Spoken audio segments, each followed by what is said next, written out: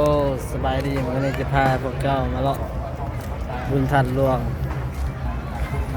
วันนี้ฮักกันเริ่มมืออื่นเปิดนะอันนี้จะเป็นทางบุญทันหลวงคนมาถ่ายรูปมาอะไรเนาะอันนี้จะเป็นบอลกระจายเสาสุด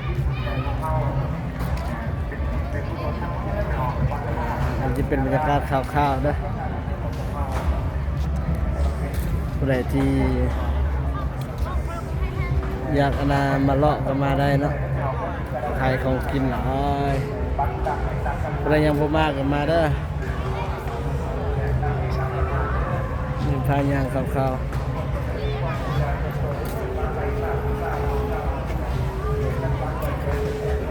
ผู้ใดที่มาบ่ต้องย้านหรอกมีคนถ่ายรูปกันนะ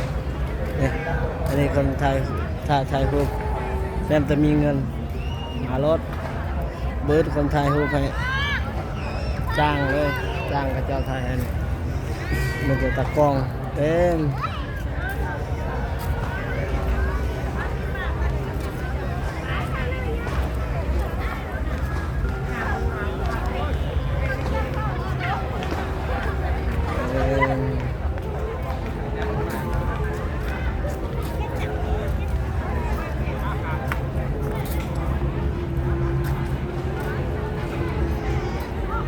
อันนี้จะพาเราทางนี้เด้อบ่ได้พาเราไปทางเราขายเครื่องอันนี้เป็นทางบริษัทเจ้าไทยฮู้เนาะ